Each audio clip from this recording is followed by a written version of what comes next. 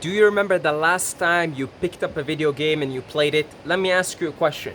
Were you able to do absolutely anything you wanted in the game? The answer is no. Why? Because there are certain rules, laws, codes that govern this game.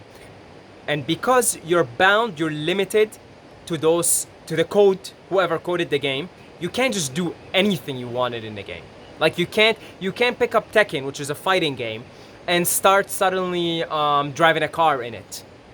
You know, driving a car and racing. It's not the game, it's not the code of the game. There are certain rules, certain laws in the game that govern it and put limitations on the character that you're playing with.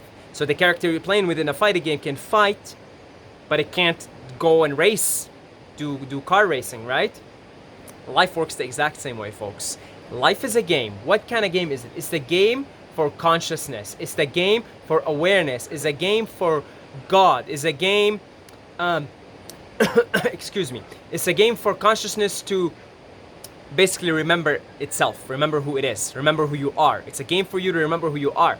It's an illusion. It's a maya. Maya is an illusion, and you play this character and there's the illusion of separation. You come in here, I think, oh wow, my name is Saeed and I'm from this and that, and nice to meet you. You know, it's an illusion. It's all an illusion, right? And the name of the game is to remember who you are. And who you are is pure love, pure awareness, pure what? Pure compassion. This is going to be very, very important for this video. Pure compassion, that's the true nature of self, the true nature of soul.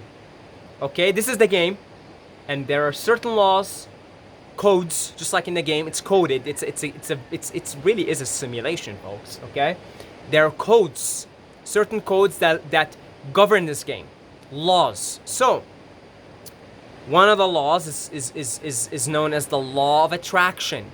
One of the other laws we're going to talk about is the law of forgiveness. So I'd like to start with the law of attraction. Just quickly, the video isn't primarily about the law of attraction, but it is relevant to this video. So the law of attraction states you're a co-creator. Your mind co-creates your reality. Your mind attracts to itself whatever it's thinking. So basically, thoughts create matter. Thoughts create reality.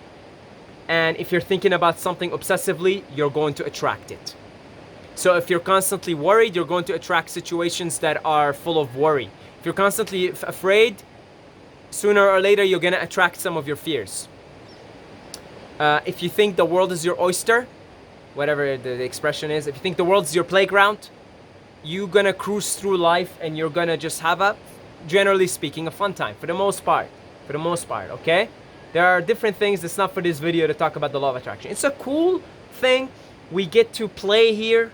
You know, it's a very playful law. You know, it's like this is a playground because this is a game. It is a game, okay? But it's also a game. It's a classroom at the same. It's a kindergarten. You know how you go out in kindergarten, you're playing, but you're learning at the same time? This is what life is in a nutshell. So law of attraction is you playing. Oh, I'd like to have that car. Oh, I'd like to have that house. I'd like to have that kind of life. Very cool stuff. Very cool stuff. But let me tell you something. In terms of importance, the law of forgiveness is way more important than the law of attraction. When you have your life review, once you left your body and you're going back to the astral planes and beyond, when you look back as a soul reviewing your own life, you're not gonna look back and say, man, I really should have bought that car. I'd like to go second chance. God, I wanna respawn. I wanna hit the button. Can you please respawn me, God? I'd like to respawn because I know I bought the Audi, but the Lamborghini, please, I wanna respawn. Let's go, God, please. Just press a button, please. I'd like to respawn. I'd like to go drive that Lamborghini. I'd like to see what it's like to drive that Lamborghini.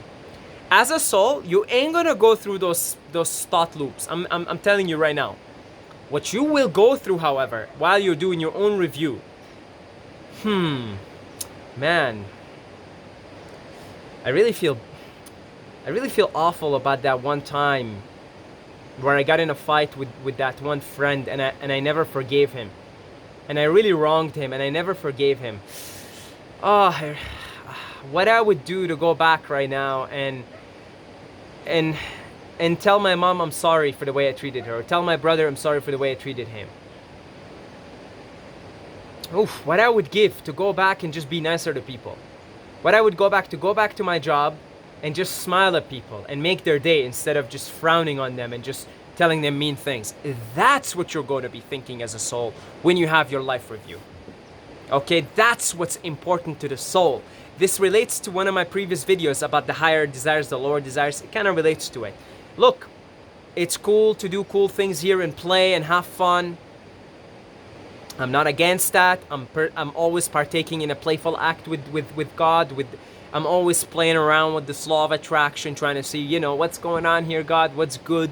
What can I do? You know, what kind of nice things I could do here? But I know that the main priority is forgiveness, compassion, is to make sure that I have been good to others. I made just a previous video, just very recently. You know, your service to others is the rent you pay for your stay here on earth. You know, it's true. We're here to serve, and we're here to clear out our karma, really. Okay, and how do you clear out your karma, folks? The law of forgiveness. Whenever you want to clear out the karma, this is the cheat code. Okay, you know when you play in GTA, you want to fly around with planes, you put a certain cheat code. This is the cheat code. Okay, we're in this game, we're remembering who we are, and when we remember we're compassion and we're pure love, we naturally want to be kinder to others. We want to put ourselves in their shoes, and we want to help them, and we want to clear out our karma with them. We want to clear out any resentment out of our heart that we have towards them. So for instance, if you grew up in a household, and let's say your parents, let's say your dad was mean to you, okay, then there's a good chance that you were mean to him, you were a father to him, and he was a son to you in a previous life, maybe perhaps a very recent one, and now he's back here to be mean to you, to switch the roles, be like, you know, you want to really feel how it's like, you know, oh, you know, I was your son in the last life and you were mean to me. Well, you really want to know how it feels like to be a son and to have a father be mean to you? Well, I'm going to be your father in this life, and I'm going to be mean to you. Except for, in this case, you know what's happening? The two souls are caught in the karma, and none of them is forgiving the other. By forgiveness, we release ourselves and our fellow souls that were caught in this cycle of karma, in this karmic cycle we're both free from it. So if you forgive your dad, just straight up forgive him. Just be like, oh, Dad, I forgive you with the eyes of pure compassion and love, with my higher eye, with my third eye, with my higher awareness. I see that the reason why you're acting to me this way, why you were mean to me as a child, is because you yourself were treated the same way by your father, and you're just repeating cycles. And with the compassion of Buddha, as he's sitting under the Bodhi tree contemplating on the plight of humanity, with that type of compassion, you say, wow, Dad, if you had a better life, if you had a father that treated you well, there is no way you would be mean to me. You would also treat me well. With that eye of compassion and love, you forgive your dad. You let go of any resentment. Clear out the heart. And it doesn't necessarily mean, you're going to go give him hugs and stuff, and maybe your dad's not receptive to that. Maybe you have to do it from a distance. You just forgive him from a distance, and you just feel, every time you think of him, you think, wow, you just feel compassion and love. That's it, compassion and love. And it could be the detached type of compassion and love. There you go. You know what you just did, my friend? You've cleared you and your dad's soul from this cycle of this karmic cycle of reincarnation and constantly doing the same negative things to each other. You liberate both souls involved in this. That's it. No more lifetimes where you're gonna have to be a father and mean to him, and he's gonna have to be your son. No more lifetimes where you're gonna have to be the son, he's gonna have to be the father, and you're gonna both have to be repeating this cycle over and over of this negative karmic cycle. That's it. You clear it out. And when you have your life review up there, that's what the soul's concerned with. The soul is not like, oh, you know, Lamborghini, oh man, you know, I mean, I had a nice house, but you know, I really wanted a mansion. God, please respawn, respawn. Yeah? The soul's like, no, in fact, you might want to respawn to go and be nicer to your dad. Maybe you're like, oh, you know, I'm gonna go and reincarnate right now. I want to be nicer to him, or something like that. Okay? That's what matters from a soul's perspective. All these nice things that we use the law of attraction to attract us and everything. I want you to look at the last time you attracted something that was very, like, let's say a material thing that was very nice to you, something that you really wanted, a certain job that you really wanted, you know. Let me ask you, did it give you like this permanent feeling of satisfaction? And I'm going to bet that most of you are going to answer no. You felt nice, you felt happy, you sent gratitude to God, but after a couple of months you had another problem in life, maybe. You see, and you didn't, it didn't give you that sort of long-lasting or permanent happiness. You're still grateful for it. It's nice. It made a significant difference on you. But 2 months later, maybe you got in a fight with your partner. See, you got in a fight with your partner. See, that's again relationships with others, karma, clearing out traumas, clearing out past life. Negative karmic cycles that we're in. That's what really matters. That's what's going to give you as a human, and by extension as a soul, this sort of feeling of joy, long-lasting happiness in this life. Is a feeling of is being who you really are.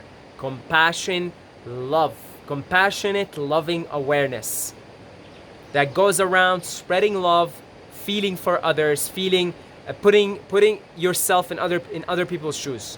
And that, my friend, is why you probably should be calling upon the law of forgiveness more of the time, spending more of the time, more of your conscious mind, your waking conscious mind, spending time forgiving others, practicing compassion, contemplating on compassion. Maybe someone hurt you, maybe your partner isn't being nice to you, your dad isn't being nice to you, and in the beginning you're going to react negatively. Of course, that makes sense. You know, we're humans, we're working out through these things.